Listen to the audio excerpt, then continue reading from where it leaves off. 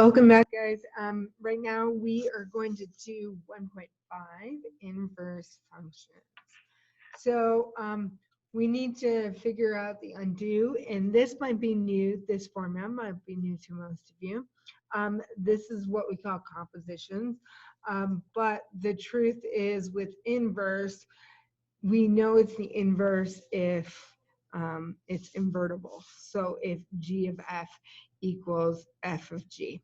Okay, so verify the functions are inverses of each other. So in other words, I have to do g of f and f of g here. So let me do the first one. G composed of f of x. That's that first one.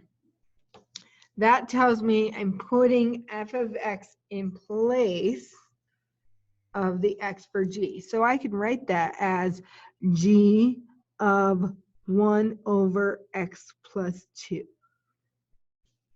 When I do that, and I replace that in there, I get 1 over x plus 2 minus 2.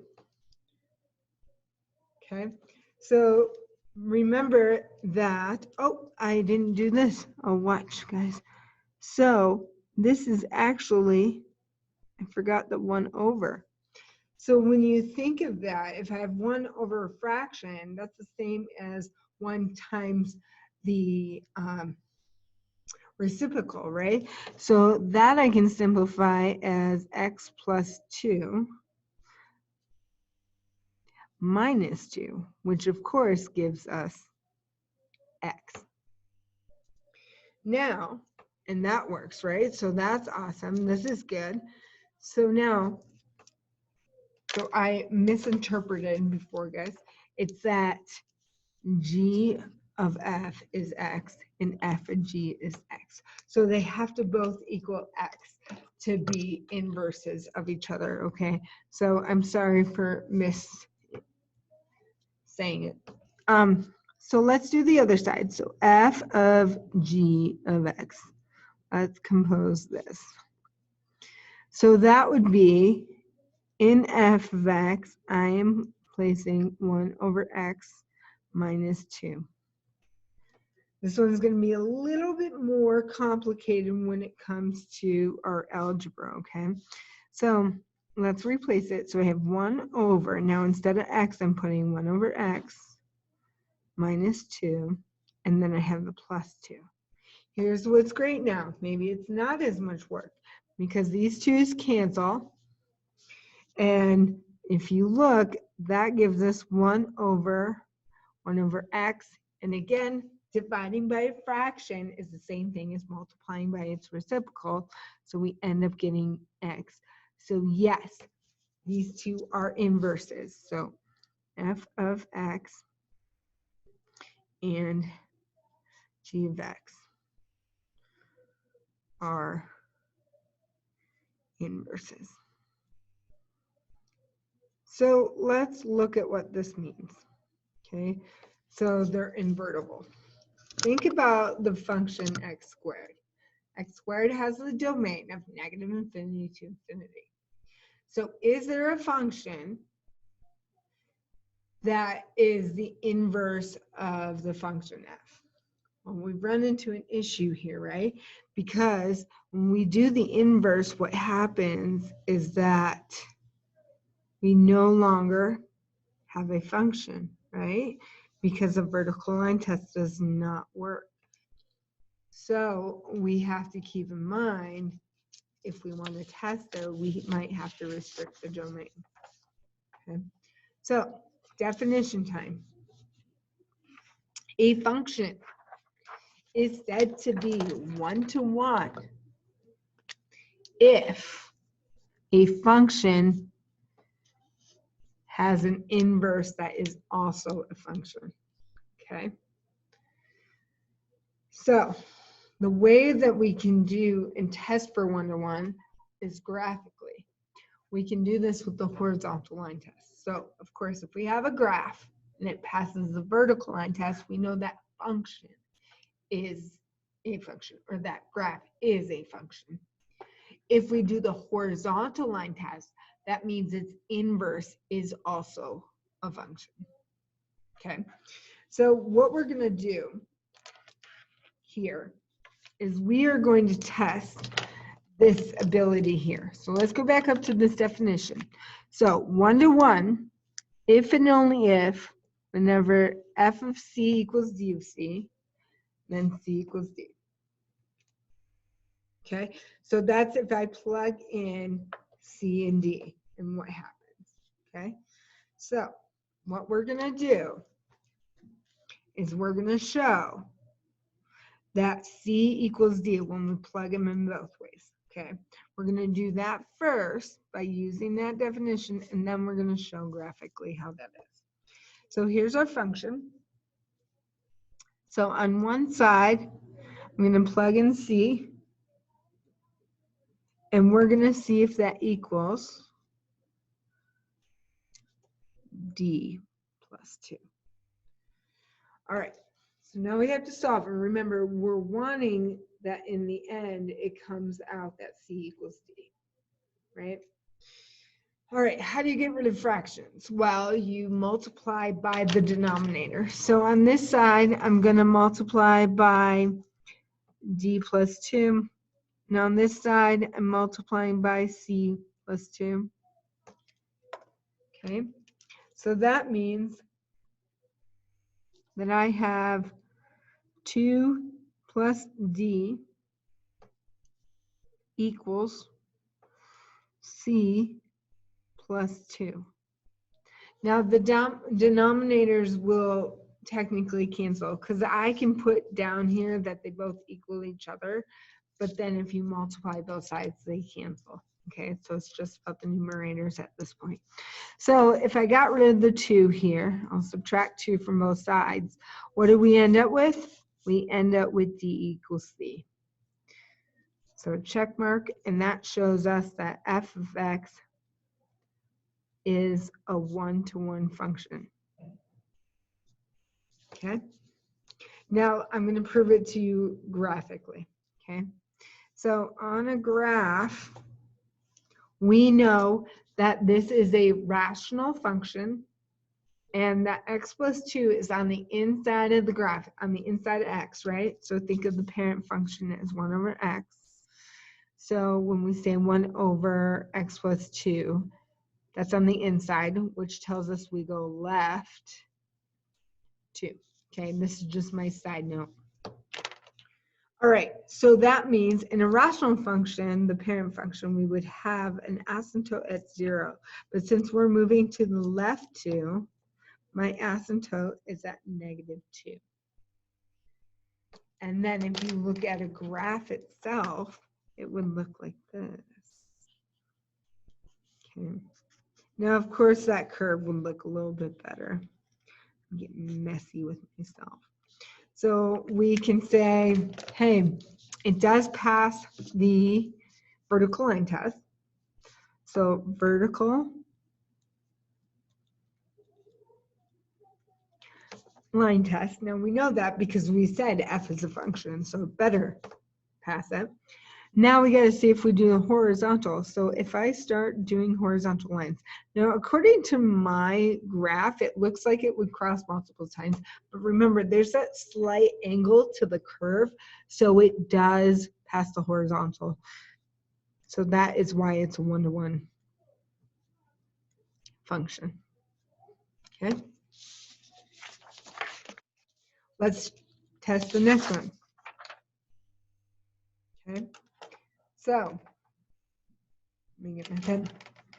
We're going to show that when we put c in there and d in there, that we can simplify it, that it comes out the same. Okay, so c squared minus 2c plus 4 equals d squared minus 2d plus 4. Well, obviously the 4's cancel, right? So let's get rid of the 4's. Now, how are we actually going to solve for this? Well, first of all, we want to move everything to one side. So we get c squared minus, and let's put the squares together, minus 2c minus plus 2d. You have to add it because we're going to the other side and set that equal to 0. Now, I want to show you guys something because this is something you might not think of. Right here is the difference of two squares. What does that mean? Well, difference of two squares, remember, is that means you can take the square root of both, and then we have a plus and a minus. So we have c plus d times c minus d. And then we have this minus 2c plus 2d equals 0. The other thing we can do now is we can take out a negative 2. So let me write that again. C plus d times c minus d minus 2 gives us c minus d equals 0. All right. What we're going to do now is think of this like factored by grouping. Okay. So remember, this is the first part, so we can put these two together. We can put these two together, right? Because those are common. Remember, we want that to be the same when factored by grouping. If you don't know what I'm talking about right now, what you want to do is leave yourself a side note that you want to talk to me what I'm saying about factored by grouping. So what we get is c plus d minus 2, that's the outside stuff, times the inside. Now the only reason why I can factor by grouping, guys, is because those inside ones are the same. So I only put that down once. Equals 0. Okay. Now, because it equals 0, I can take each part separately, right? So I can say c plus d minus 2 equals 0, and c minus d equals 0. Okay. Well, in this one, we get c equals d, and that's actually what we wanted, right? But the problem is here. When I solve, let's say for c, I get 2 minus d. These are two different values. So different values, which means necessarily that c does not equal d, not all the time. So that would indicate it is not 1-to-1. Now, graphically, because we're still kind of doing that graphical stuff. Now, okay, I'm going to give this to you. If we were to complete the square and all that stuff, that graph is a parabola. It ends up being up here. And yes, it's a function itself because it passes the vertical line test. But as you can see horizontally, it does not. Doesn't pass horizontal.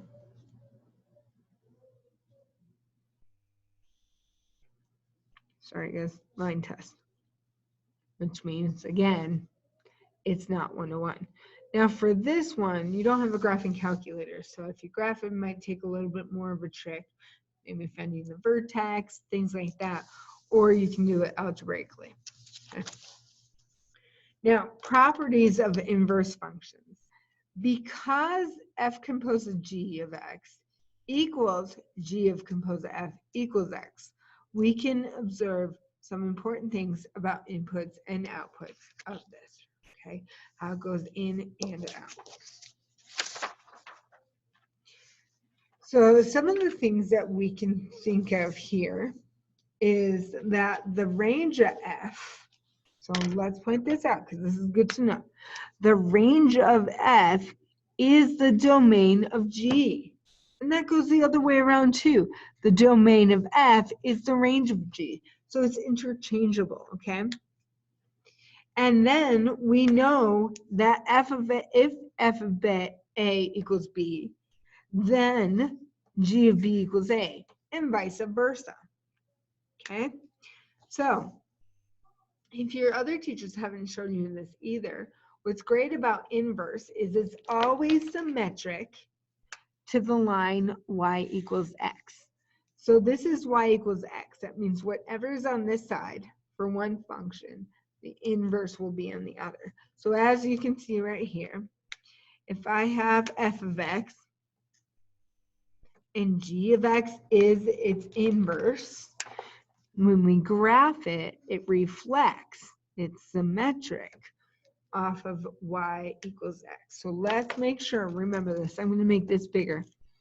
It reflects or is symmetric off of y equals x.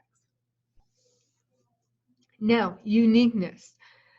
There is exactly one inverse function for f that is denoted by f of f to the negative 1. So keep that in mind. When we say inverse, you always want to end your answer with it equaling to f to the negative 1. And there's only one if there's an inverse. Okay. And then, of course, we have that reflection. Okay. Make sure that you remind yourself that f to the negative 1 does not mean 1 over f. Usually when we talk about exponents, right, we talk about it being in the denominator or switching numerator and denominator. But negative 1 is not an exponent. It's an indication that it is the inverse. So we have to keep that in mind, okay? So when graphing here, I'm going to get my ruler. We can sketch this just by having a graph because we can have the line y equals x, and then what we could do is just take the points and mirror it. Remember, it's opposite. So if this is 2, 1, this one's going to be 1, 2. If this one's very close to the y-axis here, then it's going to be very close to the x-axis. And then, of course, I might not curve correctly here, but so it mirrors. So graphing is nice because it gives us an answer right away. All right, so how do we find the equation, though? I get it, we can graph it, but how do we find the equation? Okay, so find the inverse of the 1 function f of x equals 2 minus 3x over 4. And graph y equals f of x and y equals the inverse. Okay, so one of the things that I want to show you is that we should know from the past that we can change x and y and solve. But really here, what I like doing first, no, I guess let's just switch first. So remember that this f of x is saying y equals 2 minus 3x all over 4. So the first step is to switch our x and y. So x equals 2 minus 3y all over 4. And then what we're going to do is solve. So I got to get rid of that denominator, and I get 4x equals 2 minus 3y. I'm going to solve for y now, so I get 4x minus 2 equals negative 3y. And then I'm going to divide by 3, so I get 4 over negative 3x minus plus, because of negative over negative, 2 over 3. Now, here's the tricky part. We have a habit to wanting to put y down because that's what we solve for. The truth is we solve for the inverse. So instead of y, I'm going to put f of negative 1 of x. Okay. Now, how can I graph that? We know how to graph a linear, guys, but of course, nobody wants to estimate, right? So here's the best thing to do. Let's just plug in points, right? If I plug in 0, I get 1/2. Let's try something that works out very well. if I plug in 3, that's 9, minus 2 is 6. So what did I do?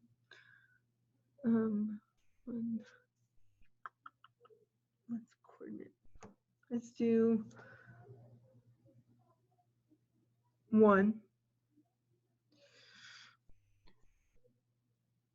What did I do? Sorry, guys. I'm looking at my notes and I'm trying to figure out.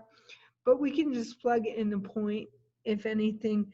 Let's see. I'm just trying to remember what graph is what. Oh, I plugged in 1 down here. So let me do this one first. I plug in 1 here. I get 4/3, negative 4/3 plus 2/3. So let's plug in negative 1. Okay. Sorry, I'm doing some math in my head to get it to an even number, guys. So I see that it's in thirds, so I'm going to try to do a multiple of 3 on top. So if I do negative 1, I would get 4/3. So I go 4 divided by 3 plus 2 divided by 3. Okay, and that should be 6 divided by 3 is 2. Okay. So on this graph, at negative 1, I'm at 2. Which, by the way, I'm just looking at my work from last year and it's not making sense to me. Okay. Which means if we plug in, let's plug in here. If we plug in negative 2 here, what do we get? Plug in negative 2, we get 6, 8. Negative 2, we get 2 for this one. I should put this in another color.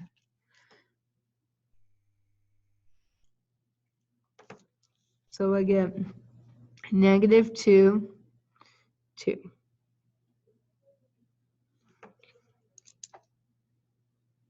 Now, here's a great thing about that. Remember that since we have this reflection right here, my orange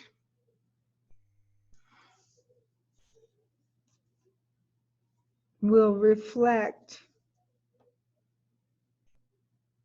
Sorry guys, I need to pause for a second so I don't mess this up as I'm going. Okay, because my work from last year was wrong. We are okay. You guys agree with me on this point? Now the great thing is when we're doing an inverse, all we have to do is switch x and y. So if this one goes to negative 1, 2, this one must go through to negative 1. So I'm going to graph that. 2, negative 1. And of course for a line, all we need is 2 points. So I am going to graph that now. If you guys need rulers when you practice, I have stuff in the room. And for the orange right there, remember we had negative 2, 2.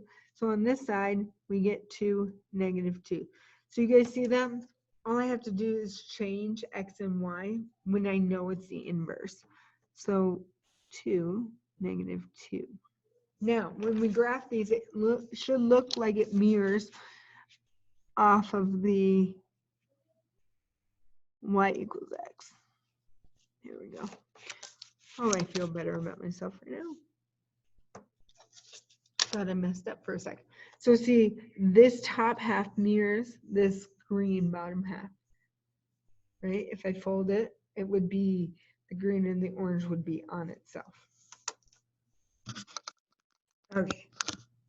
Find the inverse of a 1 to 1 and use it to determine the range of the function. Oof, range of the function. Here we go. So first thing I'm going to do is switch my x and y. We know this is y, so I'm going to switch that. So it's x equals 2y all over 1 minus y. Okay. We have a denominator, so of course our next step is to multiply both sides by that denominator. Okay, so those cancel.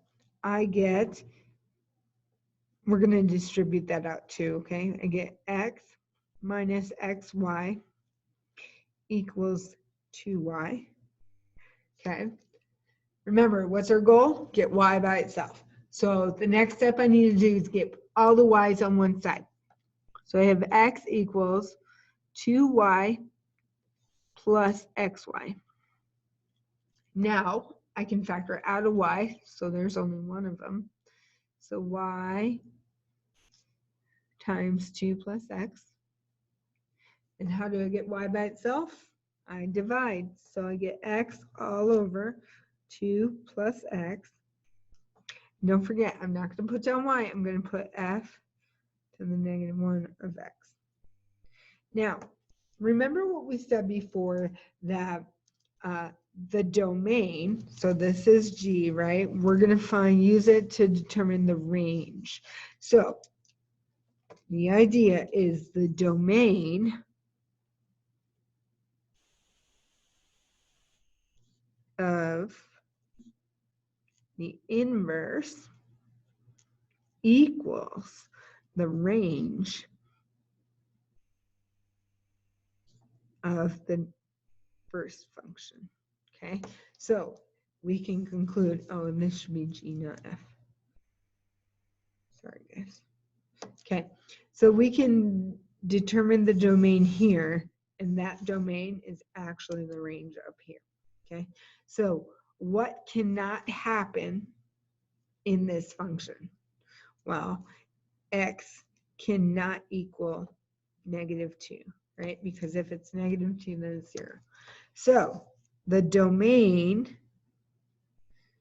of G to the -1 of x, okay, let's keep that in mind. The domain is -infinity to -2, -2 to infinity, which means this is also the range of our original function. So they interchange. One last thing, guys.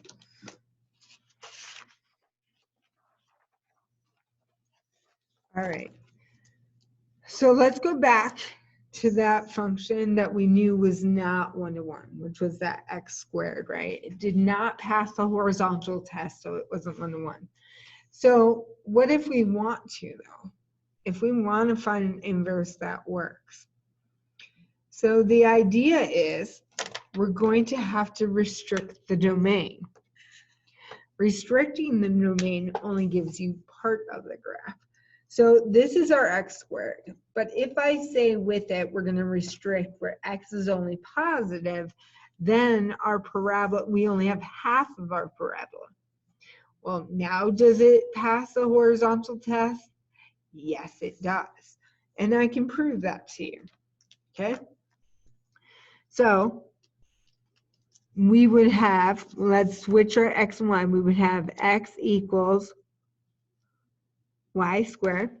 And how do you get rid of a square? We take the square root, and there's always two answers, right? Now I'm going to put y here because we're not done.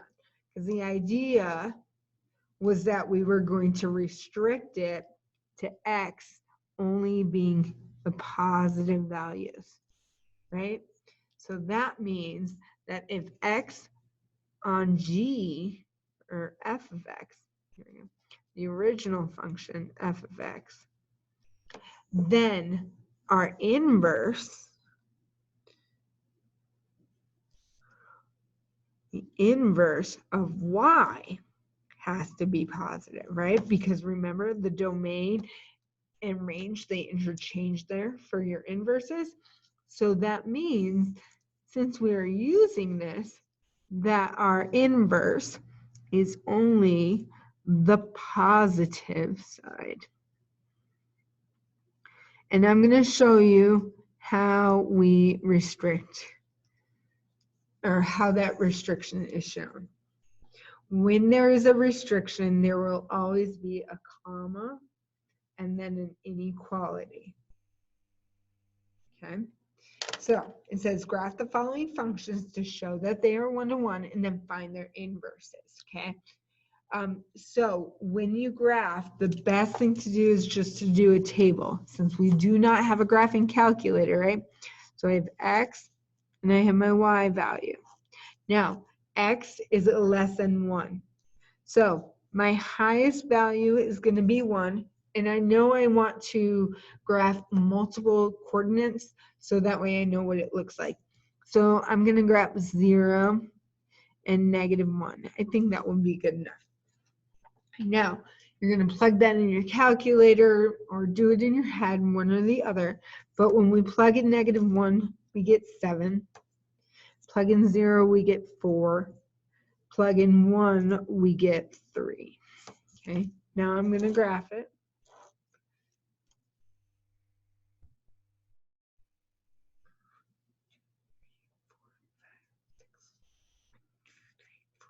Of course, my graph's going to be a little bit off because, as you can see, I am not really being so neat with my graph right now. So at negative, let's go down here. 1 is 3, 1, 2, 3. 0 is 4, and then -1 is 7. So as you can see, my graph is the left side of the parabola. Does this pass through the horizontal line test? Yes, it does. So now what we are going to do is change our x and y.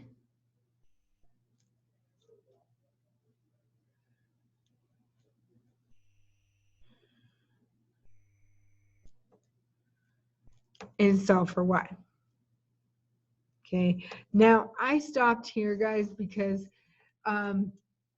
we would have to change this to vertex form and then solve for y, or we could do the quadratic formula and solve for y. That gets a little bit complicated here. So if you run into something like this on your homework, please call me over and we'll go through that. But I don't want to go through completing the square right now because we will be doing that later on in this course, okay? So we're going to do this graphing and algebraic down here, okay? So let's go back. There are no restrictions in this one. No restrictions whatsoever. So if I remember my transformation, this is going to go left 2, down 1. So left 2, down 1, and it's a square root, so it's kind of that curve. Okay. Now, does this pass our horizontal line test? Yes, it does. So let's solve this algebraically. X equals the square root of y plus 2 minus 1. Okay, add 1 to both sides.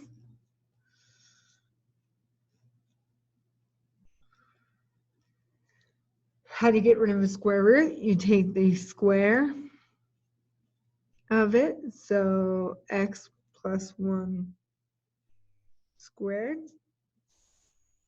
equals y plus 2. And then if we want, we can FOIL that out, which comes out to x squared plus 2x plus 1 equals y plus 2. Move that over, we get x squared plus 2x minus 1 equals our inverse. Now, here's our problem. Even though it didn't say there was a restriction here, the reason why I didn't need to say it is because there was already a restriction. Here, this is a parabola, so we had to restrict it. Down here, though, there's already a restriction in place. What can't happen? Well, the domain for this one says that x has to be greater than or equal to -2. If we plug that in to find the range, on this one, the range, if I plug in that -2, y is greater than or equal to -1. What does that mean for down here? Well, that means the domain here is x is greater than -1, and the range is y is greater than -2. Okay? So keep that in mind, they switch. And just because this is a function here, remember, we only start out with part of the graph here. So there's only part of the graph here. Do you guys also see, before I let you go, that I had this in a vertex form here, and then I made it to standard? Where here, and this is why I didn't do it yet, is because this is standard. We would have to complete the square to make it to vertex and then solve. Again, if you run into that, call me over. We'll talk about it, but I don't want to get you in the square, completing the square yet, because we're not there. All right. Enjoy your day.